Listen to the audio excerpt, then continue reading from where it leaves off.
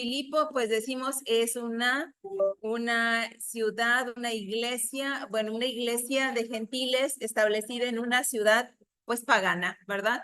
¿Cuál era el propósito de esta carta? Bueno, primero era expresar el agradecimiento de Pablo por lo que le habían enviado. Los hermanos de Filipo le mandaron una ofrenda a Pablo mientras estaba detenido en Roma.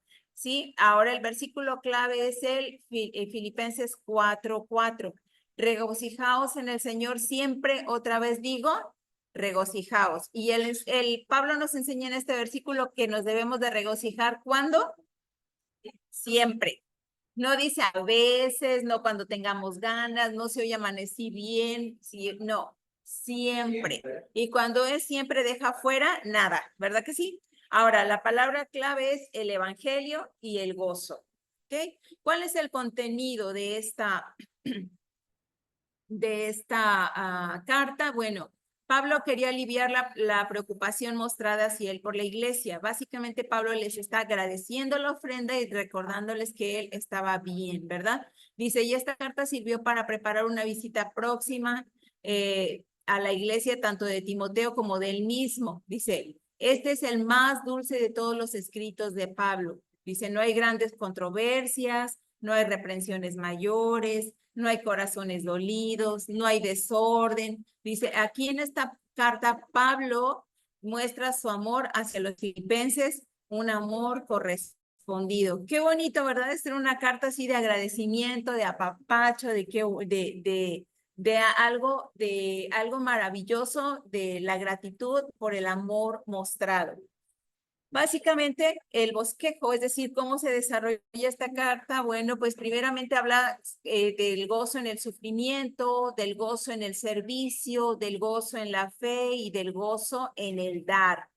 ¿Qué es lo que estaba diciendo Pablo? Dice, regocíjense siempre. ¿Cuándo nos debemos regocijar? En el sufrimiento. En el capítulo 1, versículo 39, dice, porque a vosotros os es concedido a causa de Cristo, no solo que creáis en él, sino que también padezcamos por él. ¿Recuerdan lo que dijo Jesús? Jesús les dijo, si al padre de la casa llaman Belcebú, ¿cómo llamarán a los hijos de la casa? Imagínense si a Jesús le decían, por el diablo echas fuera demonios. Y él dice, un reino dividido contra sí mismo no prevalece, entonces no soy del diablo. Pero dice, si a mí me llamaron Belcebú, ¿cuánto más le van a decir? ¿Cómo creen que nos van a decir? ¿Verdad? Entonces Jesús vino a padecer, vino a cumplir la ley por nosotros. Él no fue aceptado, fue de hecho vituperado. Es más, dice que en su casa, dice que no hay profeta en su propia tierra. Así que donde él vivía, donde la mayoría de la gente lo conocía tal cual, no creyeron en él. Y dice que no hizo ahí muchos milagros, porque no fue profeta en su propia tierra. Ahora bien, dice, porque nosotros nos es concedido, dice, a causa de Cristo, no solo que creamos, sino que también padezcamos por él. A veces decimos, ay, ¿por qué si ya soy cristiano? ¿Por qué me pasan todas estas cosas que no tienen nada que ver? Si creemos en él, es muy probable que padezcamos también, ¿ok? Debemos de gozarnos también en el servicio. En el capítulo 2, dice del 1 al 30, vamos a ver el capítulo 1, el versículo 1 dice, por tanto, si hay alguna consolación en Cristo, si algún consuelo de amor, si alguna comunión del Espíritu, si algún afecto entrañable, si alguna misericordia, dice, completad mi gozo sintiendo lo mismo, teniendo el mismo amor, unánime, sintiendo una misma cosa. Mis amados hermanos, yo a veces me pregunto, cuando un hermano o una hermana no puede ver a otro hermano en la iglesia, porque él hizo un no sé qué, que no sé yo, que no sé por qué, ya no lo puedo perdonar. Yo me pregunto, si no nos podemos ver aquí en la reunión, ¿cómo planean pasar una eternidad con Cristo?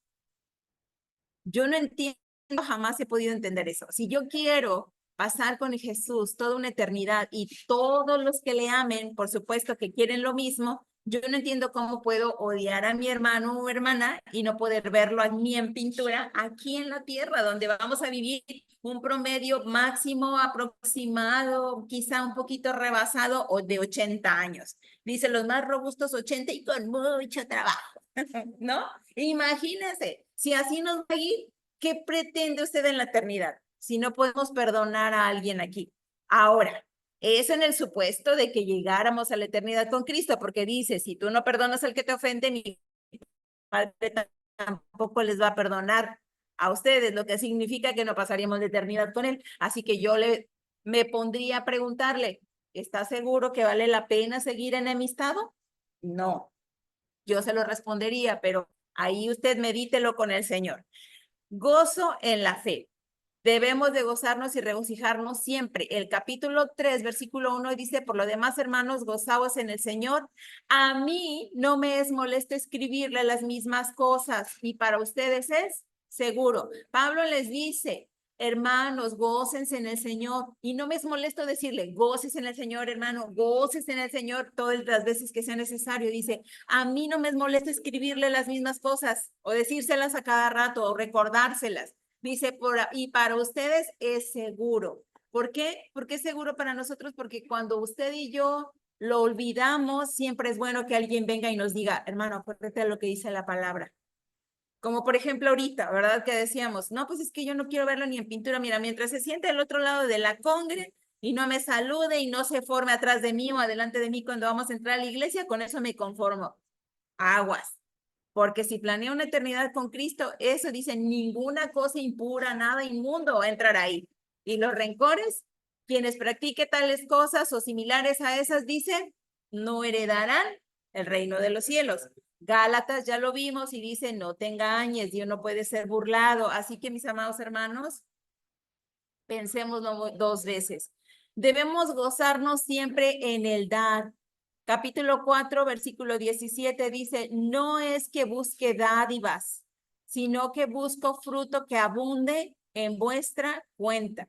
Mis amados hermanos, cuando nosotros, no sé si nos invitan a dar, a donar, a proporcionar cosas para la iglesia, para otros hermanos, no es que la iglesia esté buscando que usted esté dando siempre.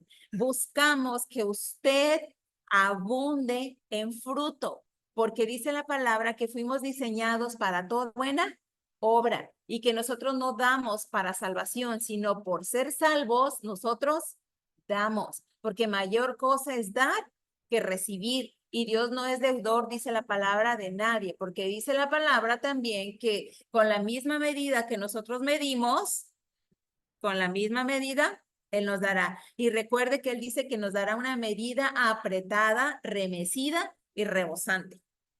Y yo siempre quisiera ser como Ruth, ¿no? Que dice, extiende tu manto.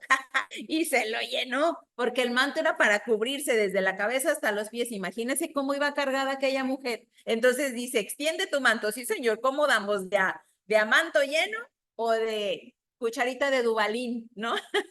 Porque así, ras de como batelenguas y chiquitita, así damos, así recibimos. ¿Cómo queremos dar?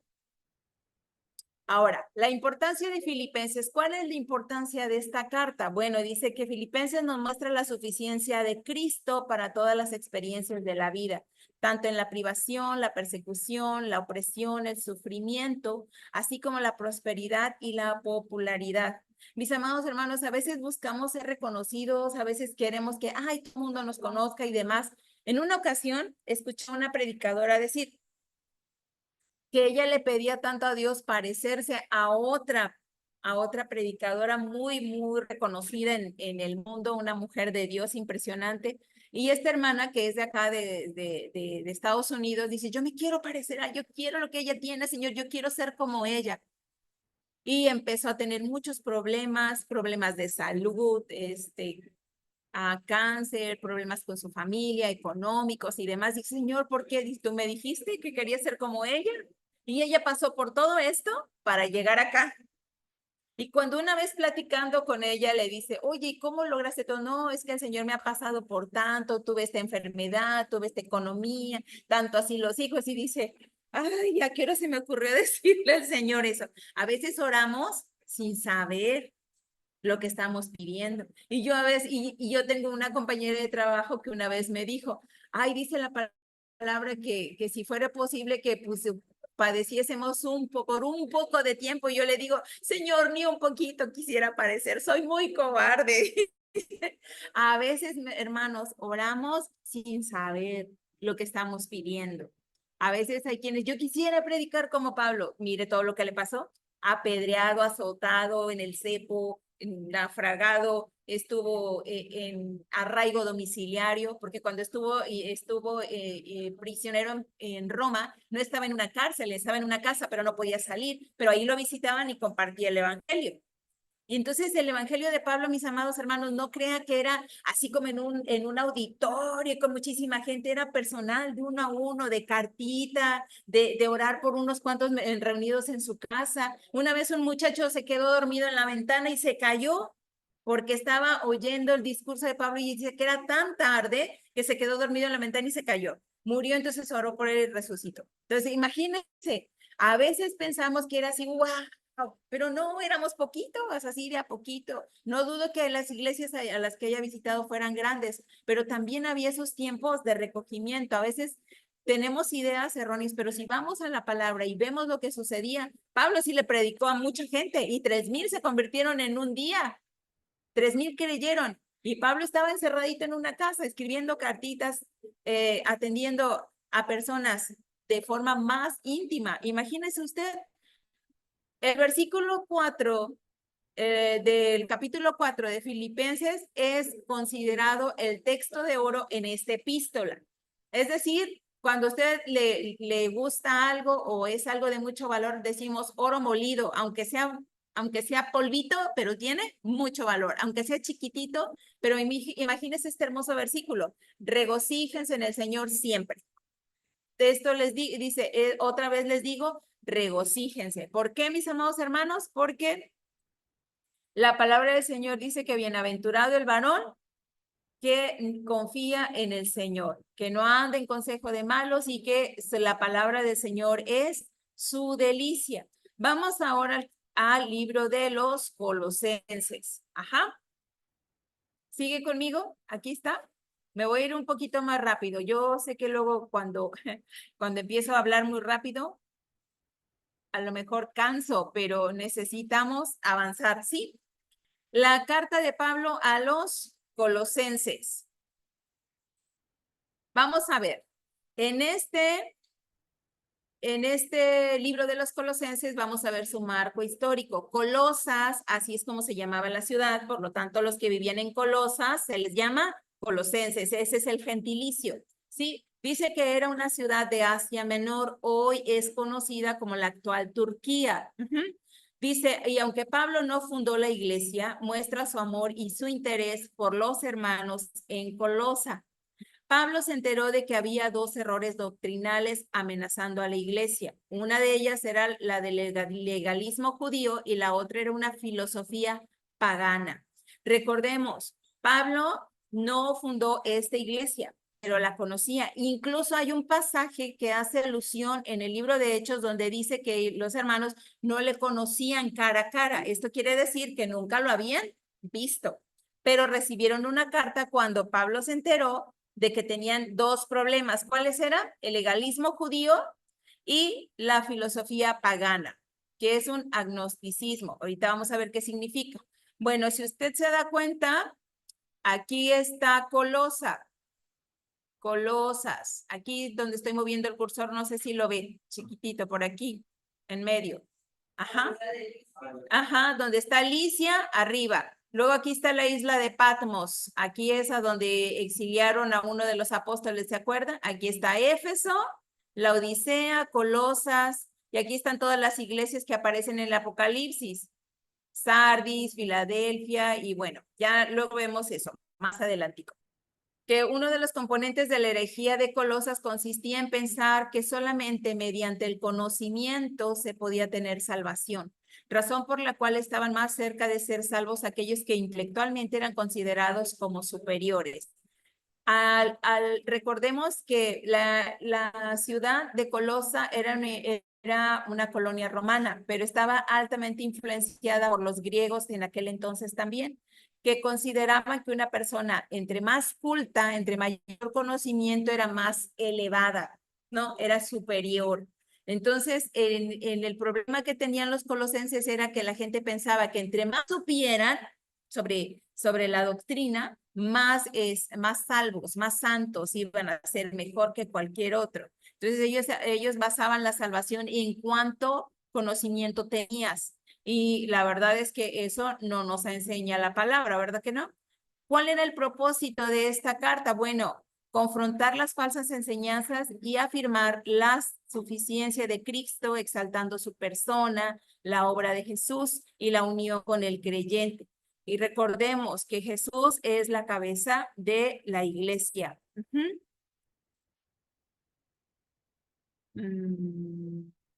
Filipenses.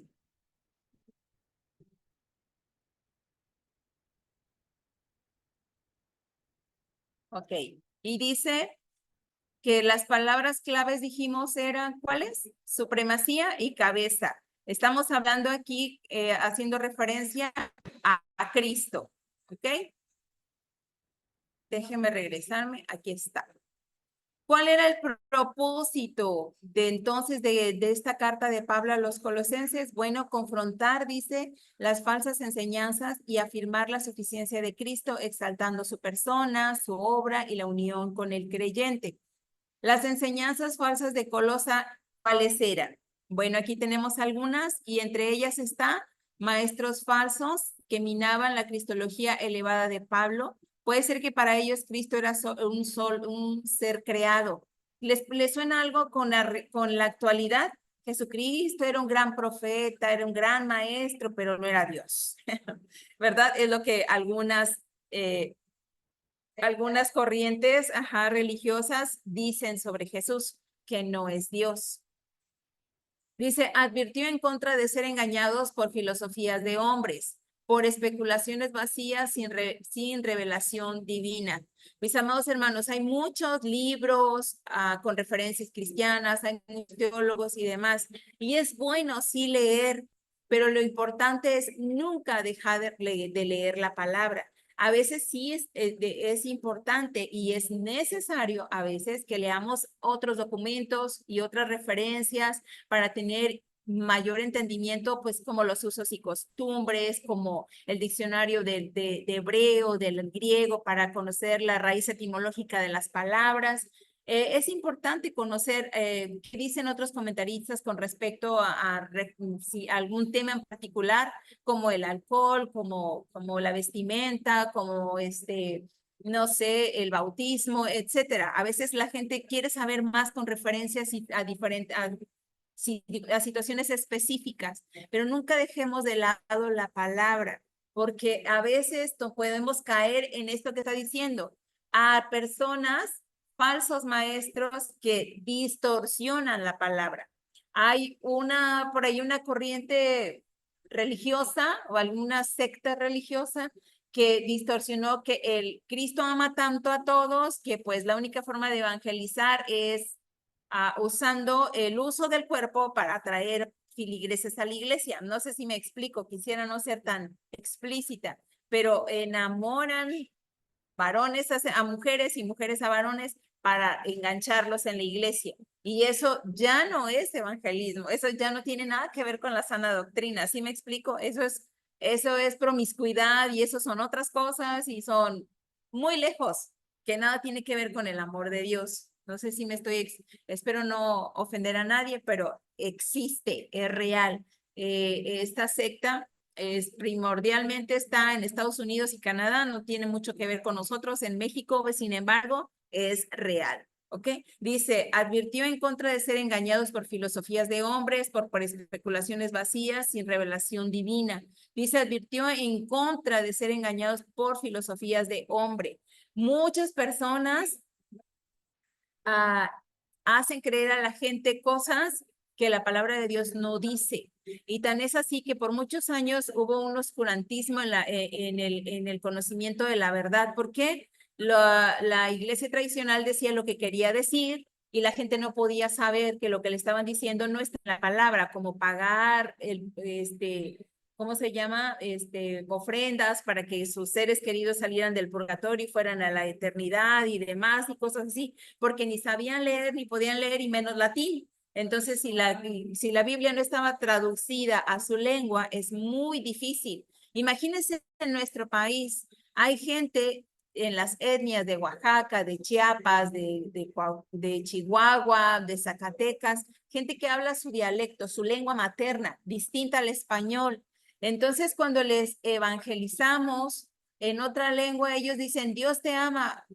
Ah, sí, o sea, entienden, el Dios te ama, hay un afecto, pero cuando les dices que, que Dios les ama en su lengua materna, que no es te ama, sino que Él quiere cuidarte, protegerte, Él quiere que nada malo te pase y si algo malo te pasa, Él está para consolarte. O sea, para ellos la extensión de la palabra amor no significa solo te amo y te abrazo. Ya aquí estoy contigo porque te amo. No, para ellos tiene una connotación mucho más profunda. Y cuando tú le dices a ellos que Dios te ama en su lengua, para ellos lo entienden, es diferente. Hay una institución que se llama UNTI, que se llama Unión de Traductores, y ellos se dedican a transcribir la Biblia, o más bien a traducir la Biblia a los lenguajes indígenas, a las lenguas indígenas de nuestro país, como el zapoteco, el náhuatl, ¿cómo se llama? El zapoteco en las 8 variantes y demás. Y la gente no es lo mismo que esté en la reunión cuando les están hablando en español y luego grabaron una prédica, la misma prédica, pero cuando se la estaba leyendo o hablando una persona en su propio idioma y la gente estaba llorando. No es lo mismo que le hablen a uno porque uno capta la mitad de lo que están diciendo a que cuando te lo dicen en tu propio idioma. Por eso es súper importante, mis amados hermanos, que nosotros podamos entender lo que estamos leyendo. Por eso es bien importante que usted y yo escudriñemos la palabra y que si no entiendo en esa versión, busque otra versión más simple, otra versión más coloquial, pero que no me aparte de la raíz, que solo busque comprender las palabras, simplificar las palabras, pero que vuelva a la raíz, que no me aleje del Señor. No sé si me explico con esto. A veces nosotros decimos, por ejemplo, danzar, que les decía que la palabra de danzar en la Biblia o alabar, mejor dicho, la palabra alabanza en la Biblia se traduce en todos los versículos de la Biblia como alabanza. Cuando lo leemos en lengua original, dice, y ellos se postraron hasta el suelo, con la frente en el piso, y clamaron al Señor. Y en otra dice, cuando dice alabanza, dependiendo del contexto de la palabra, en hebreo dice, cuando ellos se levantaron delante del Señor y dieron vueltas como remolinos, gritando y escandalizando para alabarlo, porque estaban muy contentos. Entonces, no, para mí es alabanza, alabanza, alabanza en todo lo largo de la Biblia, pero miren, si vamos a la lengua, a la original, dice, aquí se postraron, acá lloraron, aquí se lamentaron y dieron gracias, acá estaban danzando, brincando, gritando como locos. ¿Me explico? Entonces, eso nos da un contexto muy distinto. Por eso es bien importante, mis amados hermanos, que cuando otro nos esté hablando, pongamos bastante atención para saber si es filosofía de hombres o realmente es palabra.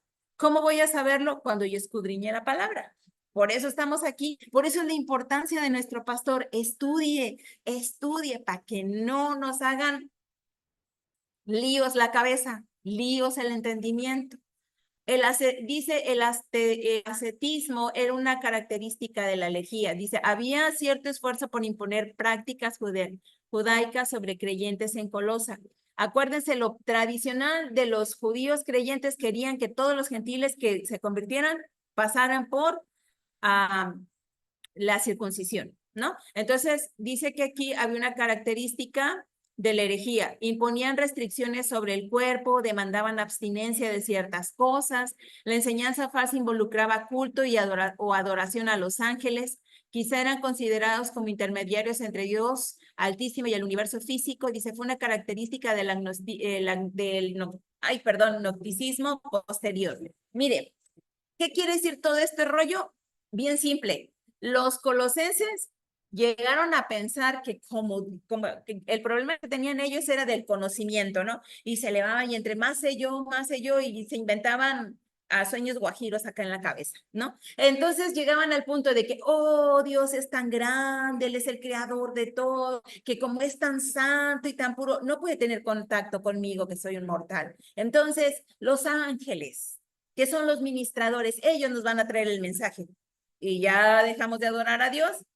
¿Sí me estoy explicando? O sea, tanto conocimiento nos lleva a azotarnos contra el piso, al fracaso total. Entonces, literalmente lo que les está diciendo, a ver, los ángeles no tienen nada que ver, aquí es el único intermediario es Jesús. Y Pablo les estaba haciendo, remarcándole la preeminencia de Cristo, o sea, la preeminencia es primero que nada, primero que todo. Él es el primero en la naturaleza, en la iglesia, en la resurrección, en la ascensión y la glorificación.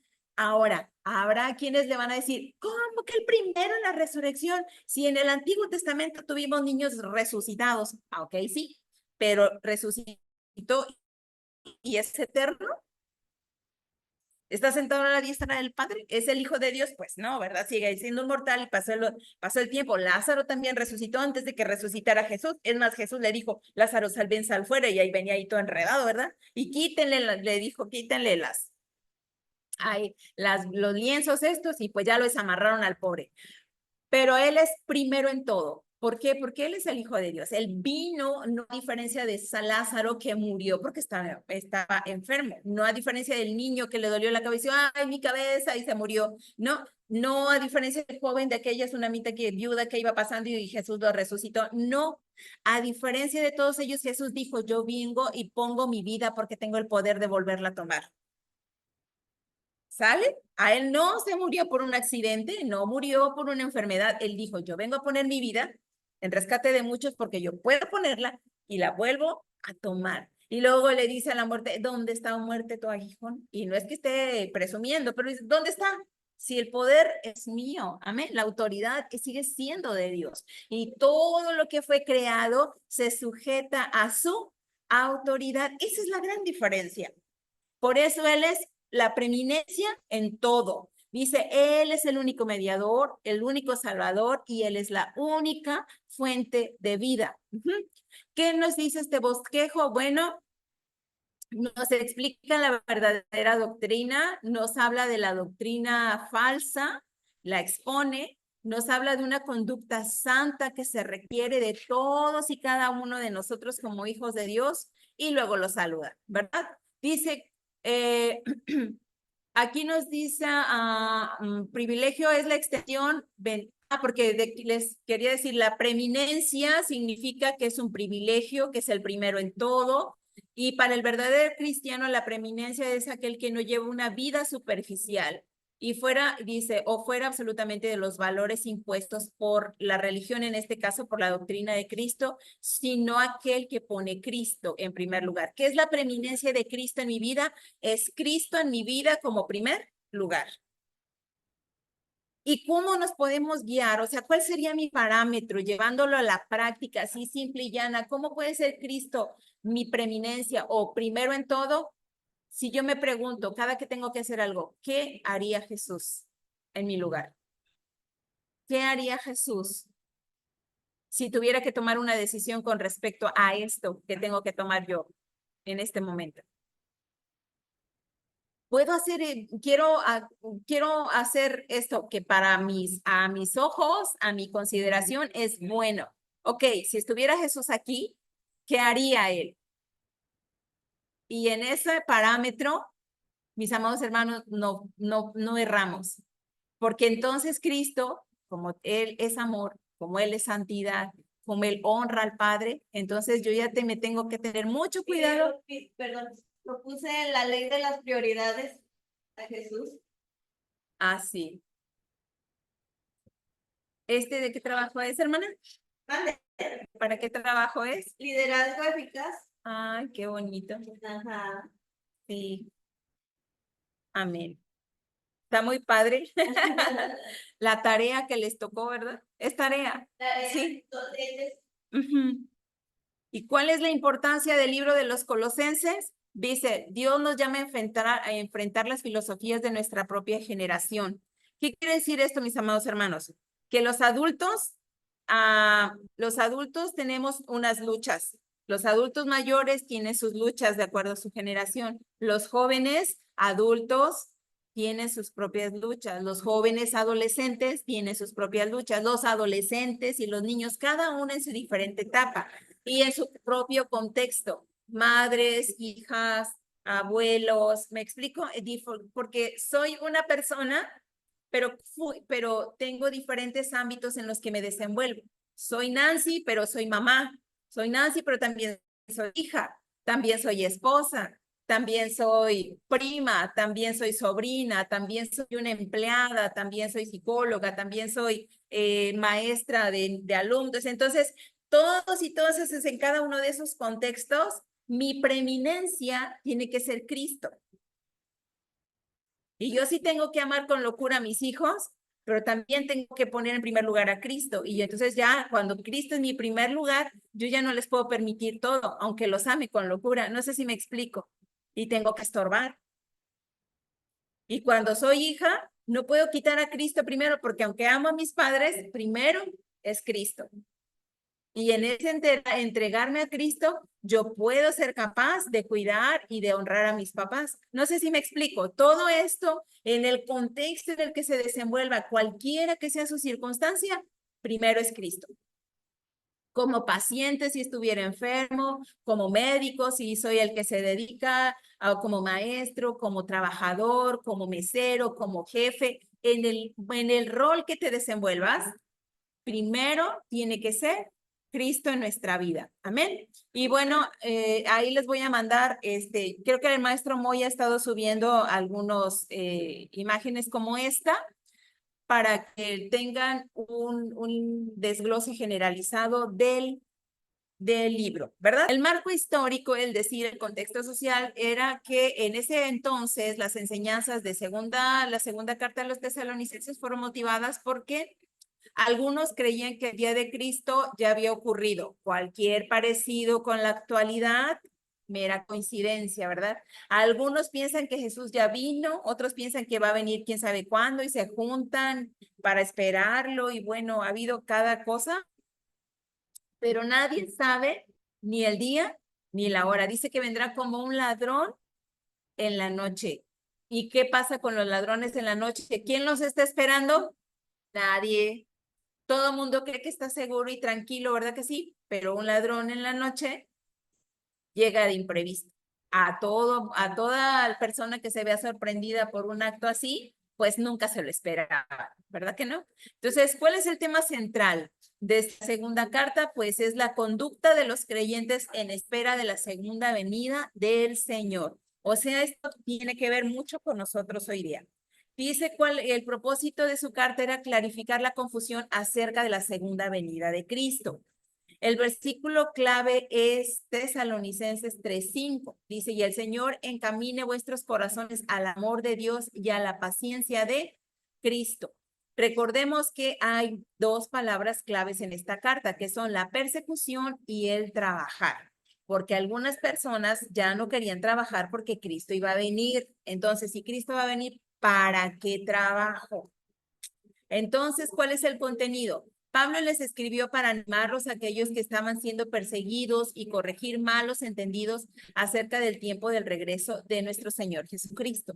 La iglesia tenía un mal entendimiento y estaba ociosa, no trabajaban, hermanos. Era inminente el regreso dice que el inminente regreso no debe motivar a la ociosidad, sino estar mucho más ocupados en la santidad, usando bien nuestro tiempo y trabajando por su reino. Recordemos, dice que debemos estar preparados porque los días son malos. ¿Ah? Y la iglesia estaba ociosa. Ay, ya soy cristiano, ya me convertí, Cristo viene, aquí lo espero. Pues no, tenían que trabajar y dice que tenían que ser diligentes y santos. ¿Y cómo tenemos que ser diligentes y santos? Proveyendo para nuestras familias. Cualquiera que no provee para su familia, dice la palabra, que niega su fe. Entonces, si usted es mayor de 18, pero no estudia ni trabaja, no está siendo obediente ni diligente, mucho menos santo, porque la palabra de Dios nos llama a no ser ociosos, ¿ok? Porque dice Y el que no trabaja, que no coma. La gente de verdad piensa bien mal de este versículo y dice, qué mal, ¿cómo? Hermanos, la palabra de Dios nos enseña a cada uno de nosotros a ser diligentes. Y diligencia es hacer bien lo que se me pidió que hiciera y hacerlo con buen ánimo, es decir, alegre inmediatamente y completo, totalmente, como así como la tía, totalmente, es decir, de pe a pa, todo lo que me dijeron, inmediatamente no es, ahí voy, ahorita, al rato, ay, luego, o sea, eso no es inmediatamente. La obediencia es inmediata. Si Dios te dice, ve y hazlo, tenemos que hacerlo. Y si mi padre y mi madre me dicen, hazlo, yo tengo que hacerlo. ¿Por qué? Porque la honra no es obediencia, son dos cosas diferentes. La obediencia es hacer aquello que me dijeron que debía hacer, mientras que la honra es, yo ya sé lo que a mi padre le agrada, no necesito que me mande, yo lo hago y obedezco antes de que me mande. No sé si me estoy explicando. Si Dios sabe, o más bien Dios quiere que yo sea santo y yo entiendo que la santidad es apartarme y no puedo ver cosas indebidas, no puedo oír cosas indebidas, no puedo participar en nada que es pecaminoso. Entonces yo no tengo que esperar a que venga el Espíritu Santo y me diga, Nancy, no hagas eso, es pecado. Entonces, no, yo ya sé lo que Dios no le agrada, entonces por honra, por obediencia, yo ya no lo hago. No espero que me venga y me diga, te dije que no hicieras eso. No sé si me estoy explicando, ¿sí? Ahora bien, ¿cuál es el bosquejo? Número 1, los creyentes son perseguidos. En el versículo 7 dice, y a vosotros que sois atribulados, daros reposo con nosotros, cuando se manifiesta el Señor Jesús desde el cielo con los ángeles de su poder. O sea que el reposo vamos a tener reposo cuando se manifieste el Señor. ¿Sí? No, dice el número 2, los no arrepentidos. Hay quienes no se arrepienten. Mis amados hermanos, tengamos cuidado con esto. Dice, en llama de fuego para dar retribución a los que no conocieron a Dios ni obedecen el evangelio de nuestro Señor Jesucristo. Cuando dice no obedecen, quiere decir que sí entienden lo que hay que hacer, pero decidieron no hacerlo. No sé si me estoy explicando. Dice, los que conocieron a Dios, dice, los que no conocieron a Dios ni obedecen al evangelio de nuestro Señor Jesucristo. Si no lo obedecen, quiere decir que lo entendieron, pero decidieron no, que no seamos de esos. Aguas, que no seamos de esos. Ay, ampárame, Señor Jesús. Dice, los cuales sufrirán pena de eterna perdición, excluidos de la presencia del Señor y de la gloria de su poder. Alguien una vez me dijo, pero Dios es amor, al último Dios va a perdonar a todos. ¿Usted cree que Dios es como usted y como yo, que miente y luego se arrepiente? No. Dios es misericordioso, es lento para la ira, grande en misericordia, pero también dice la palabra, horrenda cosa es caer en manos de un Dios vivo. Porque imagínese, oiga, que puso a su hijo, que dejándolo todo, su trono de gloria, vino y entregó, dice, puso su vida porque podía volverla a tomar. Y él se entregó a sí mismo por nosotros, padeciendo muerte y muerte de cruz, una muerte cruenta donde solo el más vil lo podía, moría de esa manera tan cruel. Imagínese y que nosotros digamos, no, ¿sabes qué? No, no me interesa. Después del sacrificio de Jesús no hay nada, nada a lo que usted y yo podamos recurrir para ser salvos, porque solo hay un mediador entre Dios y los hombres y es Jesucristo nuestro Señor. Amén. Hay falsas enseñanzas del día del Señor. Esto estaban padeciendo nuestros hermanos en Tesalónica. Dice, el capítulo 2 dice, pero con respecto a la venida de nuestro Señor Jesucristo y nuestra reunión con Él, les rogamos, hermanos, que no se dejen mover fácilmente de su manera de pensar, no se turben, ni por espíritu, ni por palabra, ni por carta, como si fuera nuestra, en el sentido de que el día del Señor está cerca. Si alguien viene y les dice que el Cristo ya está aquí, que ya viene tal día, y si nos mandan una carta del mejor elocuente predicador y mandan un WhatsApp y nos mandan un correo electrónico o un video por ahí, mis amados hermanos, ¿qué dice la palabra? Vayamos a la fuente, no sabemos del día ni la hora. Sonará la gran trompeta y los que estemos en Cristo y listos, esos los van a escuchar. Los muertos en Cristo resucitarán y los que estemos vivos Si estamos tú y yo vivos, seremos arrebatados. Así que no nos preocupemos de que, ay, ¿qué tal que por allá se va a aparecer y que no sé? Mis amados hermanos, quien no ha leído, se va a dejar mover. No se turben por un espíritu, ay, que habló así.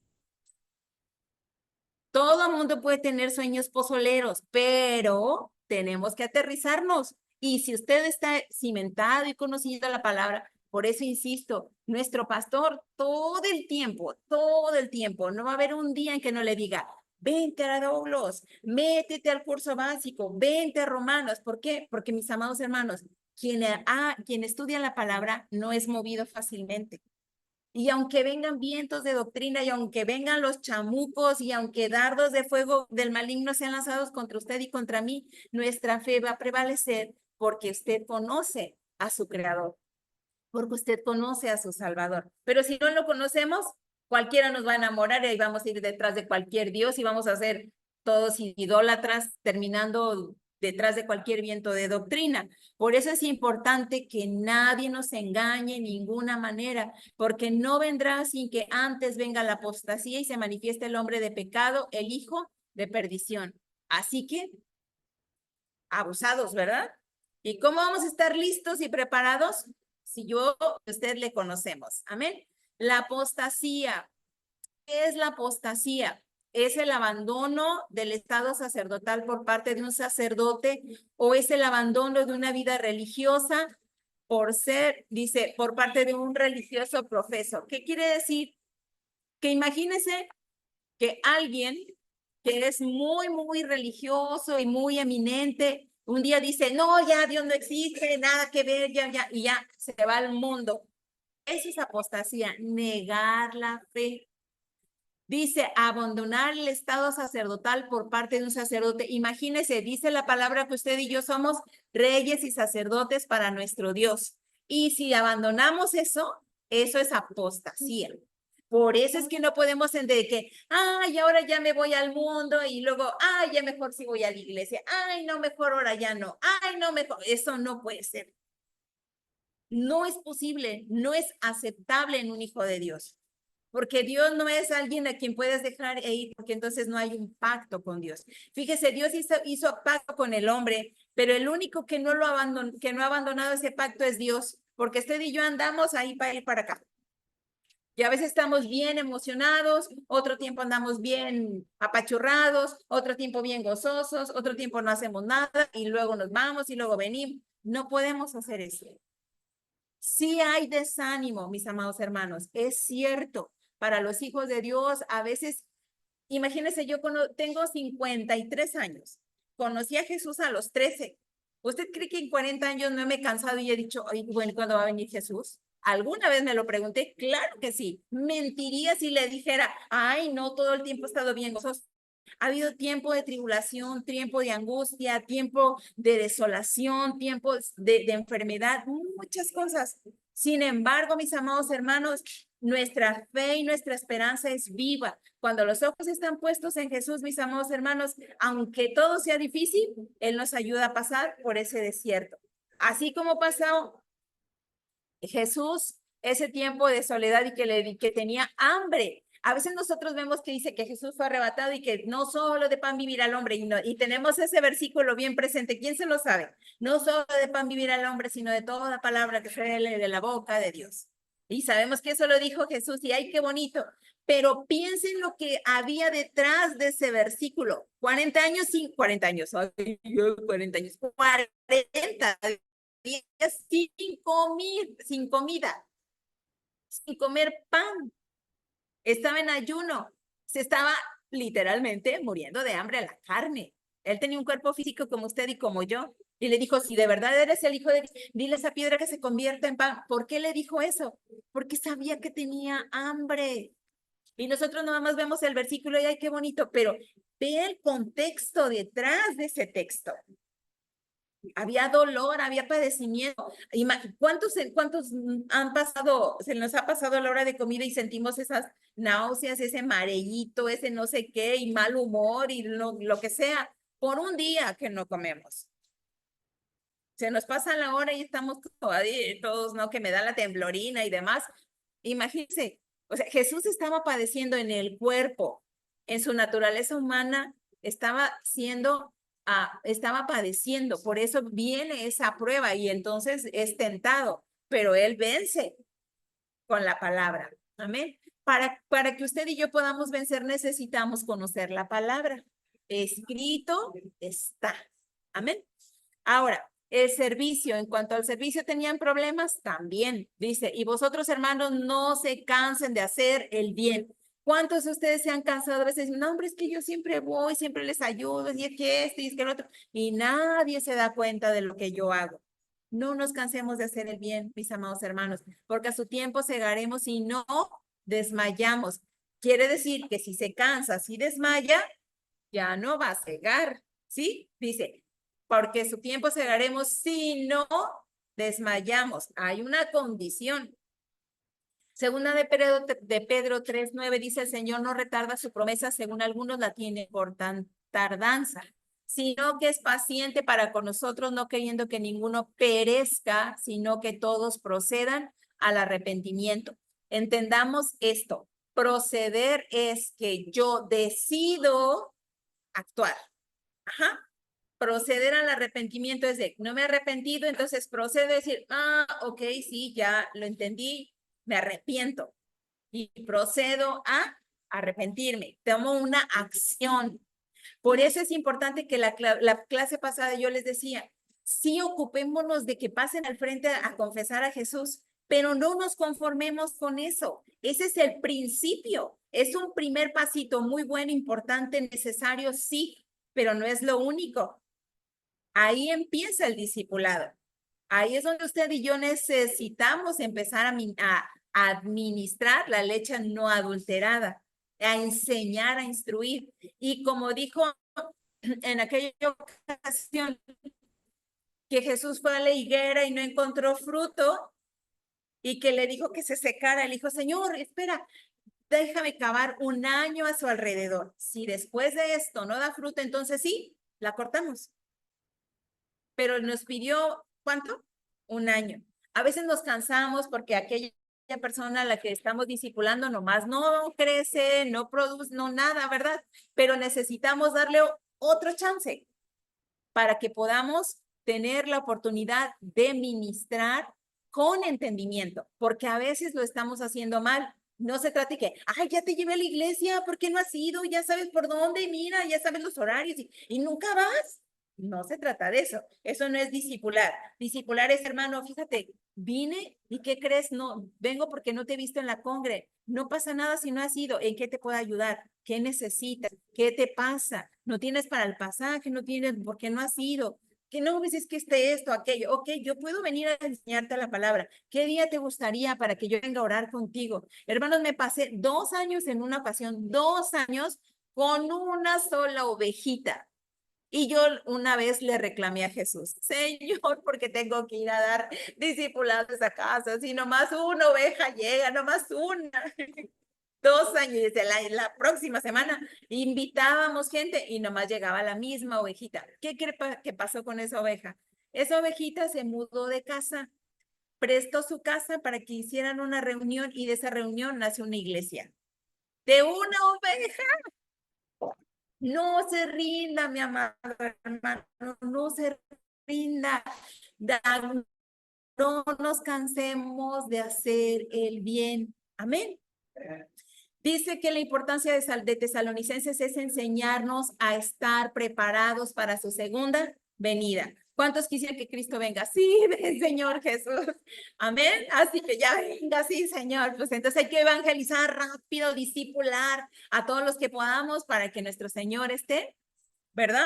Difundir el evangelio, llevar a los que están en necesidad de edificar su iglesia y su cuerpo. Mis amados hermanos, usted no espere que venga la hermana a acercarse a usted y preguntarle cómo está. Vaya usted y salude. Vaya usted y le diga, hermana, ¿cómo está? Aunque el pastor no nos diga, si usted está en comunión con Dios, está en orden con Dios, vaya y póngase al ladito de una persona, no lo toque a la ligera, ponga la manita ahí por un ladito, no lo toque, se dé cerquita, no imponga manos a menos que entonces nos delegue la autoridad del pastor, pero ponerlos por un ladito y estar ahí orando por ellos, como cuando extendemos la mano. ¿Se ha dado cuenta? Extendemos la mano. No impongamos manos a la ligera, no sabemos. Usted vaya y acérquese del ejército y ahí ore, ore. Todos los que estamos aquí, si estamos en comunión con Dios, si nos hemos mantenido en santidad, podemos orar por nuestro hermano al lado. Amén. No necesitamos, es más, usted le duele la panza en su casa, impóngase manos usted solito. A veces decimos que no, nadie vino, nadie oró por mí, nadie. Usted ore. Usted tiene la autoridad delegada de parte de Dios. Es nuestra responsabilidad de vivir el evangelio en nosotros mismos para que podamos ser ejemplo de otros, para poder ser ejemplo en nuestra propia familia de lo que Dios está haciendo. Y mira, ahora sí, ya son las 4 y ya avanzamos un poquito más. Amén. Gracias a Dios por este hermoso tiempo. No sé usted, pero yo me siento bendecida porque mientras estuve estudiando estos libros, hermanos, de verdad, ver que pasaba en la iglesia primitiva no dista mucho de los pecados que vivimos hoy día. No dista mucho de lo que está pasando en nuestro mundo hoy día. Las generaciones son cíclicas. Recordemos que el pecado son patrones de conducta que enseñamos a las nuevas generaciones. ¿Y les enseñamos bien o les enseñamos mal? ¿Les enseñamos el temor de Dios o la deshonra a Dios? Tiempo que nos permites disfrutar y aprender de tu palabra. Señor, ayúdanos a ser hacedores de tu palabra, no solamente oidores, y que podamos, Señor, en el nombre el evangelio a toda criatura, que podamos discipular a otros en el nombre de Jesús, que podamos, Señor, ser ejemplo y podamos servirte, Señor, en integridad, con amor, Señor, honrando tu nombre y glorificando tu nombre en todo tiempo. Te damos gracias en el nombre de Cristo Jesús. Amén. Que el Señor los bendiga, mis amados hermanos.